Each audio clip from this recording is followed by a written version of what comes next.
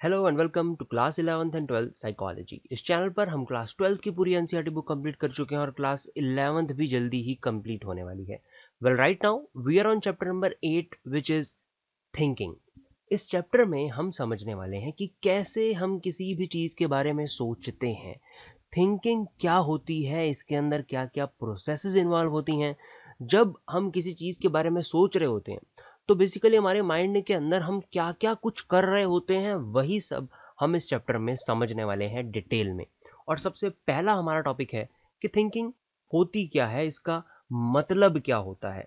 सबसे पहली चीज़ जो हमें समझनी है वो ये है कि thinking is the base of all the cognitive activities. हमारे माइंड के अंदर जितनी भी कॉग्निटिव एक्टिविटीज़ चल रही हैं उन सब का बेस होता है ये thinking. It is a higher mental process through which we manipulate and analyse. ये एक ऐसी हायर लेवल मेंटल प्रोसेस है जो हमारे माइंड के अंदर चल रही होती है, जिसके थ्रू हम मैनिपुलेट करते हैं और एनालाइज करते हैं। किसको मैनिपुलेट एनालाइज करते हैं? द रिक्वायर्ड और एग्जिस्टिंग इंफॉर्मेशन। जो इंफॉर्मेशन हमें चाहिए होती है या तो हम उसे मैनिपुलेट और एनालाइज करते हैं, या फिर जो हमारे पास पहले से ही हमारे माइंड में मौजूद है इंफॉर्मेशन, हम उसे मैनिपुलेट और एनालाइज करते हैं इस प्रोसेस के थ्रू। इस प्रोसेस मतलब थिंकिंग के थ्रू। अब ये काम हम कैसे करते हैं, इन इंफॉर्मेशन को हम कैसे मैनिपुलेट या एनालाइज करते हैं? सो वी एनालाइज और manipulate these informations by using abstraction, reasoning, imagining, problem solving, judging and decision making. ये वाले टर्म्स आपको समझ आ गए होंगे। रीजनिंग भी मतलब किसी चीज़ को रीज़न देना। एब्स्ट्रैक्शन थोड़ा सा यहाँ पर अलग टर्म है। एब्स्ट्रैक्शन का बेसिकली मतलब होता है जब हम किसी ऐसी चीज़ के बारे में सोचें जो कि एक्चुअली में नहीं है, जो फिजिकल फॉर्म में नहीं है, जब हम एब्स्ट्रैक्ट थिंकिंग करें, वो यहाँ पर लिखा गया है। इस एब्स्ट्रैक्शन के थ्रू यहाँ पर ये बात बताई गई है। बेसिकली ये एक थिंकिंग की डेफिनेशन थी जो हमने यहाँ पर समझी कि thinking is a higher mental process through which we manipulate, analyse the required or existing information using abstraction, reasoning, imagining, problem solving, judging and decision making. उसके बाद thinking is mostly organised and goal directed. अभी जो thinking होती है ये mostly, ये note करने वाली बात है, यहाँ पर हमेशा नहीं लिखा, यहाँ मोस्टली लिखा गया है। तो thinking is mostly organised and goal directed मतलब ज़्यादातर टाइम ऐसा होता है कि जब भी हम किसी चीज़ के बारे में सोच रहे होते हैं तो वो एक ऑर्गेनाइज्ड वे में होता है। ऐसा नहीं है कि अभी मैं अगर पिज़्ज़ा के बारे में सोच रहा हूँ तो सडनली मेरे दिमाग में आ जाएगा कि यार मेरे मैथ्स में तो सिर्फ 20 नंबर है। ऐसा नहीं हो सकता। हम अगर एक चीज़ के बारे में सोच रहे हैं तो ज़्यादातर टाइम हम उसी एक पैटर्न में चलते हैं। एक फ्लो होता है हमारी थिंकिंग का, एक ऑर्गेनाइज्ड वे में थिंकिंग काम करती है। और इसके साथ साथ ये हमेशा ही गोल डायरेक्टेड होती है। गोल डायरेक्टेड होने का मतलब कि कोई ना कोई स्पेसिफिक गोल होता है हमारे माइंड के अंदर। जैसे कि अगर मुझे कोई सॉल्यूशन चाहिए किसी प्रॉब्लम का और मैं तब सोच रहा हूँ, तो वहाँ पर मेरे पास एक गोल है कि मैंने इस प्रॉब्लम का सॉल्यूशन निकालना है। Basically thinking is always goal directed and it is mostly organized. It is an internal mental process which can be inferred मतलब कि समझी जा सकती है from overt behavior only. Overt behaviour का कॉन्सेप्ट हमने समझा था अपने चैप्टर नंबर 1 साइकोलॉजी में। तो एक ओवर्ट बिहेवियर होते थे, एक कोवर्ट बिहेवियर होते थे। ओवर्ट बिहेवियर वो बिहेवियर होते हैं जो कि ऑब्जर्वेबल होते हैं। बेसिकली यहाँ पर ये कहा गया है कि थिंकिंग एक इंटरनल मेंटल प्रोसेस है, इसलिए ये पता लगाई जा सकती है कि अगला पर्सन क्या सोच रहा है only from their overt behaviours.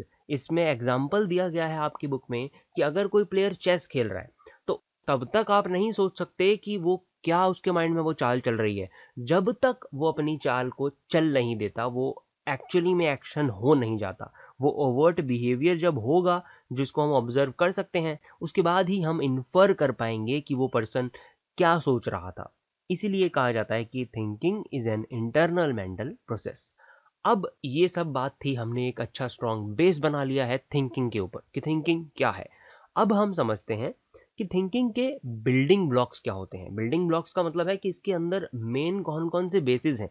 जैसे थिंकिंग खुद एक बेस है सारी कॉग्निटिव एक्टिविटीज का, ऐसे ही थिंकिंग किन दो चीजों पे खड़ी होती है, थिंकिंग का क्या बेस है, वो हम इस टॉपिक के अंदर समझने वाले हैं। तो थिंकिंग इन दो चीज़ों के ऊपर बेस्ड होती है, एक हमारी मेंटल इमेज और दूसरे हमारे कॉन्सेप्ट्स। तो सबसे पहले हम समझते हैं कि मेंटल इमेज क्या होता है। Knowledge that we already possess is presented in the form of mental words और images and usually people think in this way only. हमारे माइंड के अंदर जो भी नॉलेज है, जो भी प्रोसेस हम करते हैं अपने माइंड के अंदर, वो सब कुछ स्टोर्ड है एक मेंटल इमेज के फॉर्म में। एक हमारे माइंड के अंदर इमेज फॉर्म है या कुछ वर्ड्स हैं जिनके थ्रू ही हम किसी चीज़ को याद रख पाते हैं, अपने माइंड में स्टोर कर पाते हैं। अब अगर मैं आपसे बोलूँ एप्पल, तो आपके माइंड में एक फिगर आई होगी एप्पल जैसी, वो रेड कलर की एक फिगर जिसको हम खाते हैं, इस तरीके से आपके माइंड में आया होगा। अगर मैं आपको बोलूँ कार, तो इस टाइम पर आपके माइंड में वो चार पहिए वाली एक कोई चीज़ आई होगी जिसको हमने नाम दिया है एक कार का। तो इस तरह से हम अपने माइंड में सोचते ही यूजुअली ऐसे हैं मेंटल इमेजेस की फॉर्म में।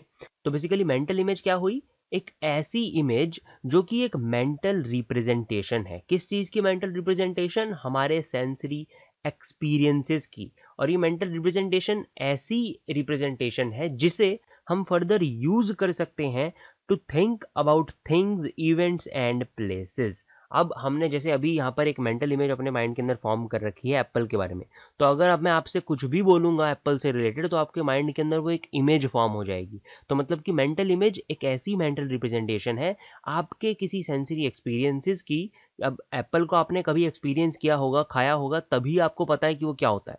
तो उसके बाद अब तभी आप उस चीज को फर्दर यूज कर सकते हो to think about anything, events और प्लेसेस।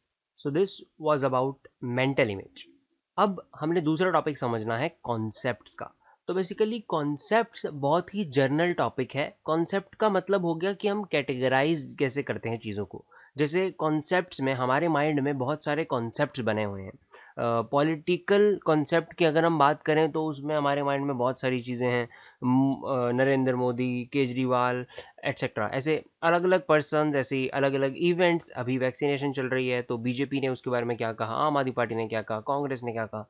ये सारी चीज़ें हमारे माइंड में एक पॉलिटिकल जो कॉन्सेप्ट है, जो पॉलिटिशियन से रिलेटेड है या फिर पॉलिटिक्स से रिलेटेड है, वो सब हमारे माइंड में एक अलग कॉन्सेप्ट है। वहीं अगर मैं बात करूँ bike, scooter, car, truck etcetera, train, ये सब चीज़ें हमारे माइंड में एक ट्रांसपोर्ट वाले कॉन्सेप्ट के अंदर स्टोर्ड हैं।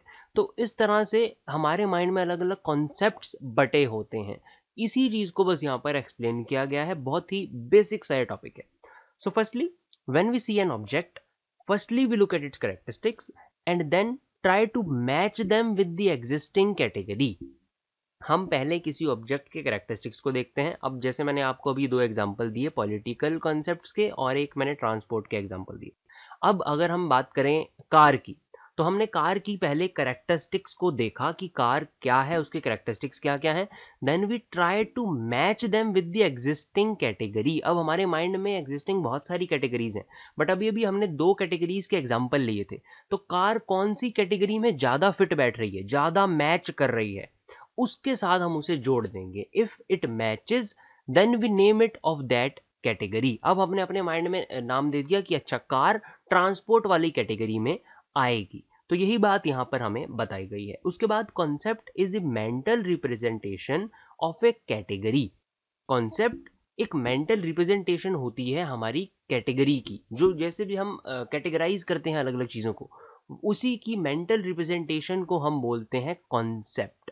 कि हमारे माइंड में डिफरेंट डिफरेंट कॉन्सेप्ट बटे हुए हैं। It refers to a class of object, ideas, events that share common property. अब नरेंद्र मोदी में और केजरीवाल में कॉमन प्रॉपर्टी क्या है कि वो दोनों पॉलिटिशियंस हैं, इस वजह से हमने उन्हें एक ही कॉन्सेप्ट के अंदर रखा है। Then concept formation help us to access the knowledge in less time and effort by organising it. अब हम जब किसी इंफॉर्मेशन को ऑर्गेनाइज कर लेंगे, अलग अलग कॉन्सेप्ट्स में बांट देंगे, तो उन्हें ऐसे बांटने का, ये कॉन्सेप्ट्स माइंड में फॉर्म करने का हमें ये फायदा होता है कि हम उस नॉलेज को लेस टाइम में और लेस एफर्ट लगा के अपने तक ला सकते हैं, दोबारा उसे याद कर सकते हैं, उसे एक्सेस कर सकते हैं। तो ये फायदा होता है कॉन्सेप्ट को बनाने का। उसके बाद for making our thought process quick and efficient we form concept and characterise objects and event. ये वही बात, जैसे हमें मतलब कैसे ये चीज़ हेल्प करती है। तो ये सब चीज़ें करने की वजह से, ऐसे कॉन्सेप्ट बनाने की वजह से हमारी थॉट प्रोसेस क्विक होती है और एफिशिएंट बनती है। So that's why we form concepts and then we characterize the objects and events। ये इसी वजह से हम ये चीज करते हैं। Then there are level of understanding concepts. अब ये 3 लेवल्स हैं जिनके थ्रू हम कॉन्सेप्ट्स को समझते हैं। इसको बहुत ही डिटेल में कोई आपकी बुक में एक्सप्लेन नहीं किया गया है, बट एक वेग सी डेफिनेशन दी गई है कि 3 तरह के कॉन्सेप्ट्स होते हैं, मतलब 3 तरह के लेवल्स में ये कॉन्सेप्ट्स बटे होते हैं। सबसे हाईएस्ट लेवल होता है सुपर ऑर्डिनेट लेवल, एक बेसिक लेवल होता है जो कि सबसे ज़्यादा यूज़ हम करते हैं अपनी आम लाइफ में, और एक सबसे लोएस्ट लेवल होता है सब ऑर्डिनेट लेवल। अब एक एग्जाम्पल के साथ इस टॉपिक को समझाया गया है कि अगर मैं बोलूं कि आई सॉ अ डॉग, तो ये होगा मेरा बेसिक लेवल का कॉन्सेप्ट, जिसके अंदर मैंने एक सिंपल सी बात करी इंटरमीडिएट लेवल का।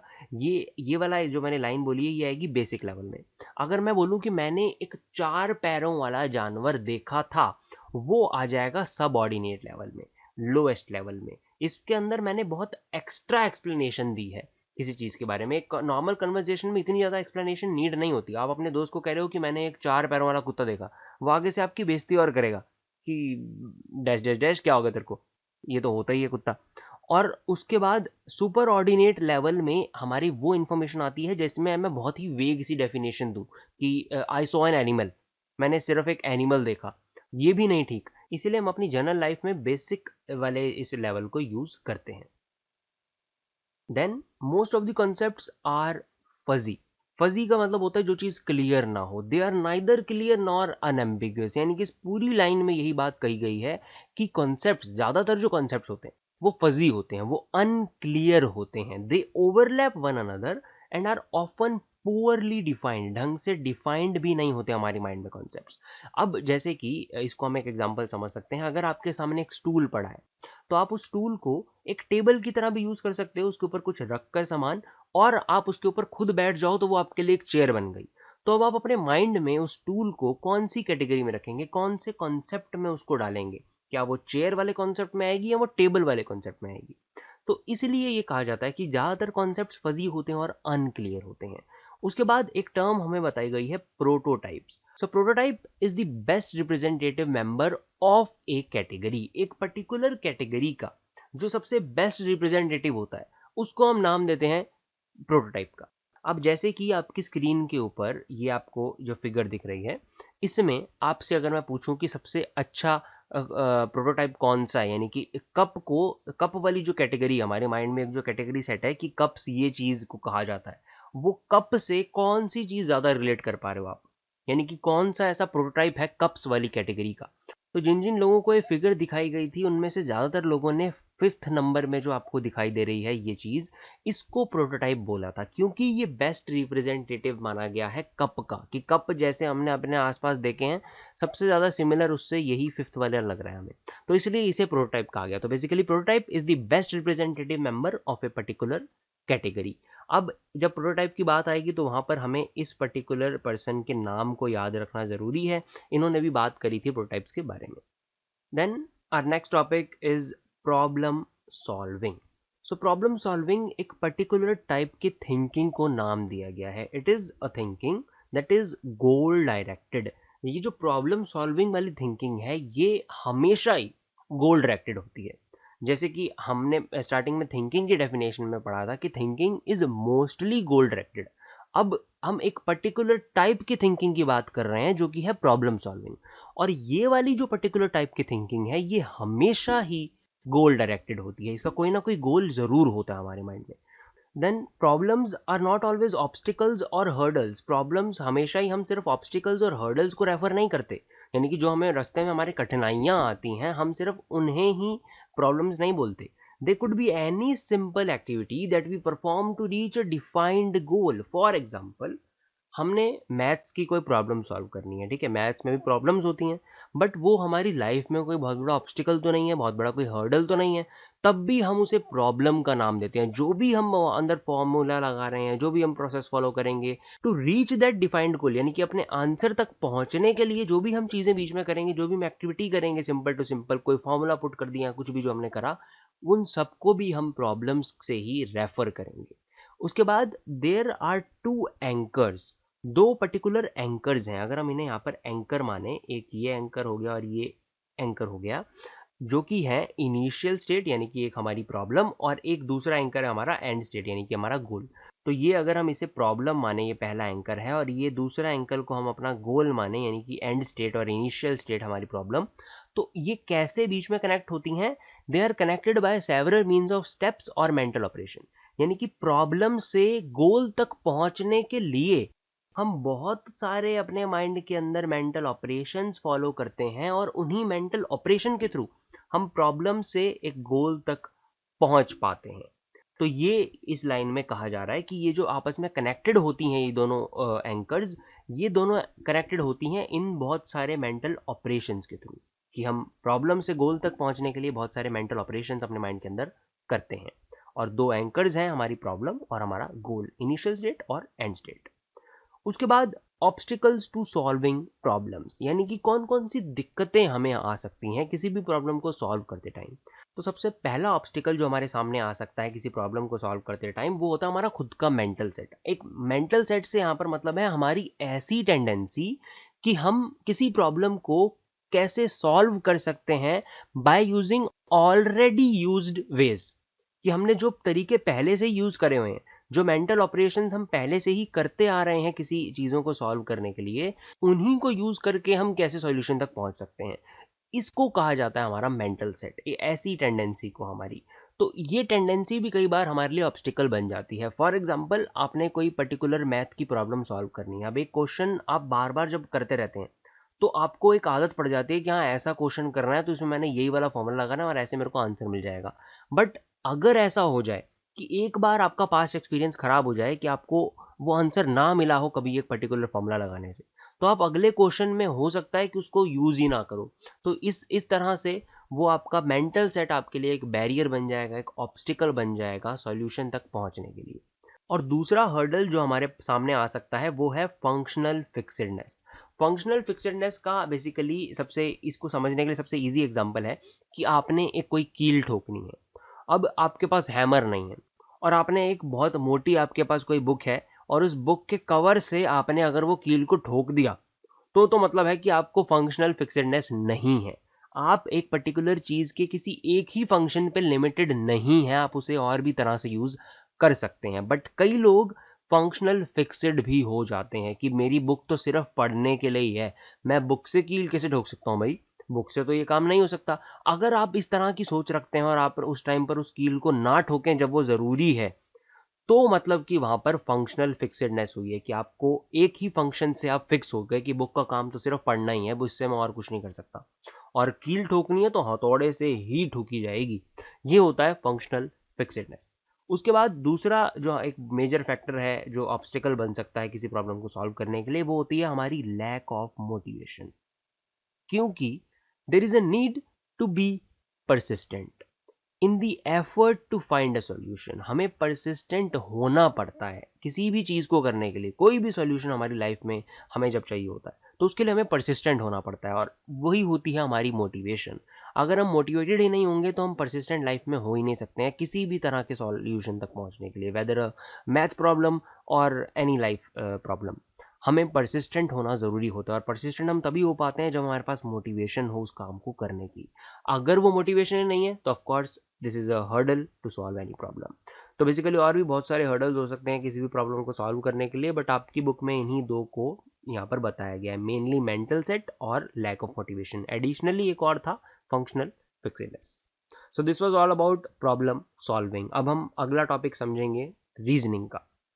रीजनिंग हम हर टाइम ही करते रहते हैं। फॉर एग्जाम्पल, आपने किसी पर्सन को भागते हुए देखा एक रेलवे प्लेटफॉर्म पे, तो आपने अपने माइंड के अंदर खुद ही रीजनिंग दे दी कि ये भाग रहा है मतलब कि इसकी ट्रेन छूट रही होगी, ये भाग रहा है शायद इसने किसी से चोरी करके कोई चीज़ भाग रहा हो, क्या पता ये चोर हो।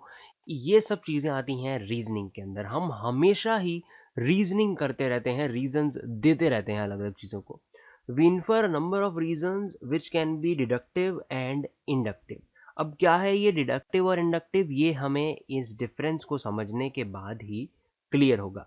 तो दो तरह की रीजनिंग होती हैं, एक हम डिडक्टिव रीजनिंग कर सकते हैं, दूसरा हम इंडक्टिव रीजनिंग कर सकते हैं। अभी जो मैंने आपको एग्जांपल दिया था कि एक पर्सन भाग रहा है, तो आपने पहले ही अपने माइंड के अंदर एक एग्जम्पशन फॉर्म कर ली कि ये पर्सन भाग रहा है तो क्या पता ये चोर ही हो, इसने किसी का पर्स चुराया और ये तभी भाग रहा है।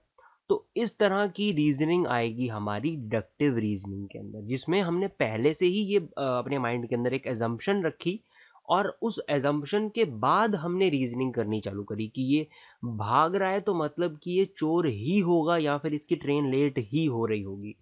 वहीं अगर हम इस तरह की रीजनिंग करें जो कि इंडक्टिव रीजनिंग है, तो हम यहाँ पर ऐसे करते कि हमने किसी इंसान को भागते हुए देखा।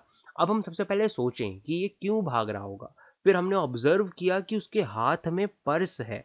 अच्छा, तो इसलिए ये हो सकता है कि इसने चोरी करी हो।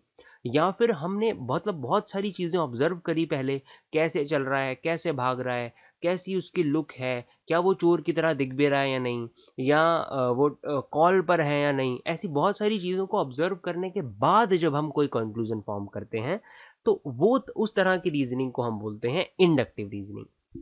So basically a major difference between deductive and inductive reasoning is कि deductive reasoning एक assumption के साथ ही चालू होती है, कि हमने पहले से ही एक assumption लेके चलते हैं अपने माइंड में, उसके बाद ही हम रीजनिंग करना चालू करते हैं। ये होती है डिडक्टिव रीजनिंग, और इससे बिल्कुल उल्टी होती है इंडक्टिव रीजनिंग, जिसके अंदर कोई assumption हम पहले से सेट नहीं करते। इसीलिए इसे कहा जाता है कि ये वाली रीजनिंग स्पेसिफिक फैक्ट्स और ऑब्जर्वेशन के बेस पे होती है, और ये वाली reasoning deductive reasoning it begins with an assumption. So ये एक ओवरऑल बेसिक डिफरेंस था इनके बीच में। अब हम डिटेल में समझते हैं कि इसमें क्या होता है। सो बेसिकली डिडक्टिव रीजनिंग एक ऐसी रीजनिंग है जिसमें हम फ्रॉम जर्नल टू पर्टिकुलर जाते हैं। मतलब हमने एक जर्नल कंक्लूजन अपने माइंड के अंदर पहले ही फॉर्म कर लिया कि वो भाग रहा है तो वो लेट ही हो रहा होगा या फिर वो कोई चोर ही होगा। उसके बाद हम पर्टिकुलर एक स्पेसिफिक चीज़ पे पहुंचते हैं कि अच्छा ये भाग रहा है तो मतलब इसकी ये वाली पर्टिकुलर ट्रेन लेट हो रही है, इसने ये वाले पर्टिकुलर प्लेटफॉर्म तक पहुंचना है। मतलब कि पहले एक जनरल कंक्लूजन, बहुत बड़ी कंक्लूजन, उसके बाद एक स्पेसिफिक कंक्लूजन तक, पर्टिकुलर कंक्लूजन तक हम पहुंचते हैं। इस तरह की रीजनिंग होती है डिडक्टिव रीजनिंग। और वहीं inductive reasoning drawing a journal conclusion based on particular observation. हम एक पर्टिकुलर ऑब्जर्वेशन करते हैं, उसके बाद ही हम किसी जनरल कंक्लूजन को ड्रॉ करते हैं। Then mistake in this is that, अब हमने ये समझना है कि दोनों में क्या क्या मिस्टेक, गलती क्या क्या हो सकती है। Mistake in this category can be if your base of the information is not true. अगर आपकी इंफॉर्मेशन का बेस ही नहीं सही, अब अगर आपने वहां पर ये जज कर लिया कि वो जो पर्सन भाग रहा है वो लेट ही हो रहा होगा, तो क्या पता वो असल में चोर हो। तो अगर आपने पहले से ये अजम्पशन अपने माइंड में सेट कर ली है, तो आपकी जो कंक्लूजन होगा वो इनवैलिड या फिर गलत हो सकता है, अगर आपका प्री अजम्पशन ही गलत हो। वहीं इंडक्टिव रीजनिंग में आपकी ये मिस्टेक हो सकती है कि आप डायरेक्टली कंक्लूजन पे पहुंच जाओ without knowing all the facts. मतलब कि ये मिस्टेक तब हो सकती है जब हम ये वाला स्टेप फॉलो ना करें, जब हम अच्छे से पर्टिकुलर ऑब्जर्वेशन ना करें, कोई फैक्ट्स ना देखें और बिना फैक्ट देखे ही हम सीधा कंक्लूजन पे पहुंच जाएं। तब ये मिस्टेक इस वाली रीजनिंग में हो सकती है, और डिडक्टिव में ये वाली पर्टिकुलर मिस्टेक हो सकती है। तो ये बेसिक एक डिफरेंस था डिडक्टिव रीजनिंग और इंडक्टिव रीजनिंग का। Now, reasoning is the process of gathering and analyzing information to arrive at conclusions. Reasoning एक ऐसी प्रोसेस है जिसके अंदर हम गैदर करते हैं इंफॉर्मेशन को, इकट्ठी करते हैं, उसके बाद हम उसे एनालाइज करते हैं, समझते हैं। Why? To arrive at conclusions. कुछ पर्टिकुलर कंक्लूजन तक पहुंचने के लिए जब हम ये सारी चीजें करते हैं, गैदर और एनालाइजेशन ऑफ इंफॉर्मेशन, उस प्रोसेस को हम कहते हैं reasoning. It is a form of problem solving. ये जो रीजनिंग है ये भी एक प्रॉब्लम सॉल्विंग का ही फॉर्म है। The goal is to determine what conclusion can be drawn from certain given information. क्योंकि इसके अंदर भी हमारा एक गोल पर्टिकुलर होता है। हमने पढ़ा था प्रॉब्लम सॉल्विंग के अंदर कि problem solving is always goal directed, तो रीजनिंग भी गोल डायरेक्टेड होती है। इसीलिए ये प्रॉब्लम सॉल्विंग का ही एक पार्ट माना गया है। और इसके अंदर हमारा गोल क्या होता है? To determine what is the conclusion, यानी कि हमारा कंक्लूजन क्या ड्रॉ हो सकता है एक पर्टिकुलर इन्फॉर्मेशन में। हमारे सामने कोई पर्सन भाग रहा है, वो हमारे लिए इन्फॉर्मेशन है, तो हम उस इन्फॉर्मेशन से क्या पर्टिकुलर कंक्लूजन फॉर्म कर सकते हैं, ये हम रीजनिंग की मदद से ही करेंगे। Then most scientific reasoning and even lay people use inductive reasoning. ज़्यादातर साइंटिफिक रीजनिंग्स के अंदर और इवन ज़्यादातर नॉर्मल इंसान भी इंडक्टिव रीजनिंग को ही यूज करते हैं। हम पहले किसी चीज को ऑब्जर्व करते हैं तभी अपना कंक्लूजन देते हैं किसी चीज के बारे में। Then analogy is another form of reasoning which involves 4 part. Analogy एक पर्टिकुलर टाइप की रीजनिंग होती है। अगर आपने कोई एंट्रेंस एग्जाम कभी कोई दिया हो या फिर आप फ्यूचर में सोच रहे हो और आपने उसके लिए प्रैक्टिस करनी चालू की हो, तो आपको इसके बारे में ऑफकोर्स पता होगा कि ऐसी रीजनिंग जिसके अंदर बेसिकली ऐसे क्वेश्चन होते हैं ना कि A:B एंड C:D, उस तरीके की रीजनिंग को बोला जाता है एनालॉजी। इसके अंदर 4 पार्ट इन्वॉल्व होते हैं। मतलब कि अगर मैं बोलूं white is to snow then black is to coal, ऐसे, तो इस तरीके की रीजनिंग को कहा जाता है एनालॉजी। तो ये था ऑल अबाउट रीजनिंग। अब हमारा एक last topic for this video जो हमने समझना है वो है डिसीजन मेकिंग। तो इसके अंदर हमें सबसे पहले समझना पड़ेगा कि जजमेंट्स क्या होती हैं। So judgements are allowed by both. Judgement हम दोनों तरीके से कर सकते हैं, रीजनिंग से भी और अवेलेबल एविडेंस से भी। और ये जो बात यहाँ पर लिखी गई है ये रीजनिंग की बेसिकली डेफिनेशन लिखी गई है। So judgements are allowed by both, by reasoning and by available evidence. अब रीजनिंग क्या होती है? In which they draw conclusion from opinions, evaluate events, objects based on their knowledge. इसके बेस पे भी कई लोग जजमेंट फॉर्म कर सकते हैं किसी के बारे में। यानी कि हम रीजनिंग से भी किसी के बारे में जजमेंट फॉर्म कर सकते हैं, और जो हमारे सामने अवेलेबल एविडेंस होते हैं, जो हमारे सामने तथ्य मौजूद हैं जो हमारे पास, उनके बेस पे भी हम जजमेंट कर सकते हैं। Then sometimes it is automatic and requires no conscious effort by a person and occurs as a matter of habit। हमारी कई बार हैबिट ही बन जाती है हर चीज़ को जज करने की। मेरे सामने कुछ भी हो रहा है तो मैं उसे जज ही करूँगा कि ये तो इसी वजह से हो रहा होगा। ऐसा कुछ हुआ है, इस बंदे ने पानी गिरा दिया, अरे तो पागल है, तो ऐਵੇਂ गिराते ही रहता है। कुछ भी हम जज करते ही रहते हैं हर किसी चीज़ को। ये हमारी कई बार आउट ऑफ हैबिट भी हो जाता है, यही बात यहाँ पे कही गई है, ऑटोमेटिकली, और उसमें हमारा कोई कॉन्शियस एफर्ट यूज नहीं होता है। Then it is not independent of our beliefs and attitude and it can be changed based on newly acquired information और नॉलेज। जो भी हम जजमेंट करते हैं वो कभी भी हमारे बिलीफ और एटीट्यूड से इंडिपेंडेंट नहीं होती, वो इन्फ्लुएंस होती ही है हमारे बिलीव्स और एटीट्यूड से। जैसे हमारे बिलीव्स या एटीट्यूड होंगे जिस चीज़ के बारे में, वैसे ही हम उस चीज़ के लिए जजमेंट फॉर्म करेंगे, और ये बदली भी जा सकती है when we acquire any new information और नॉलेज। तो ऑफकोर्स वो जजमेंट हम बदल सकते हैं। So judgement and decision making are interrelated processes. हम किसी चीज़ को जज जब तक नहीं करेंगे तो हम किसी डिसीजन तक नहीं पहुंच सकते। वहीं अगर हम किसी डिसीजन तक नहीं पहुंचेंगे तो वहां पर जजमेंट फॉर्म नहीं हो सकती। तो इसीलिए ये दोनों प्रोसेसेस आपस में इंटरलिंक्ड, इंटर रिलेटेड मानी गई हैं। The problem in decision making is to evaluate all the costs and benefits of every alternative and then choose one। यानी कि डिसीजन मेकिंग की जो मेन प्रॉब्लम होती है, जो हमें मेन वहां पर करना होता है, वो ये करना होता है कि हम इवेल्युएट करते हैं कॉस्ट और benefits.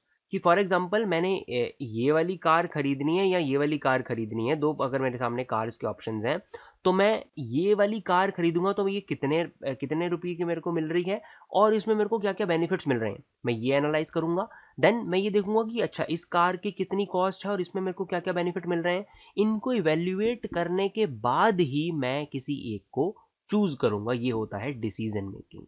In this we know all solutions and one has to be selected and it is different from problem solving। ये जो डिसीजन मेकिंग होती है ये ऑफ कोर्स प्रॉब्लम सॉल्विंग से डिफरेंट होती है, और इसमें हमें जितने भी सॉल्यूशंस हमारे पास हैं उनमें से किसी एक को ही सेलेक्ट करना पड़ता है। तो ये सब बातें हमने पढ़ी डिसीजन मेकिंग के बारे में। तो ये बहुत इजी, बहुत ही बेसिक सा ये चैप्टर है। अभी तक हमने इसके अंदर कवर किया है डिसीजन मेकिंग क्या होता है, रीजनिंग क्या होती है, प्रॉब्लम सॉल्विंग क्या होती है, और हमने समझा था कॉन्सेप्ट्स, मेंटल इमेज, जो कि थे building block of our thinking. और बाकी के जो टॉपिक्स बचे हैं वो हम अपने नेक्स्ट पार्ट में कवर करेंगे, which will be the second half of chapter number 8। So now that's all from my side, now it's all your work. अगर आपको वीडियो अच्छी लगी हो so please like it and share your valuable views in the comment section, and also don't forget to hit the subscribe button and turn on your bell icon. I will see you in the next video. Thank you so much for watching.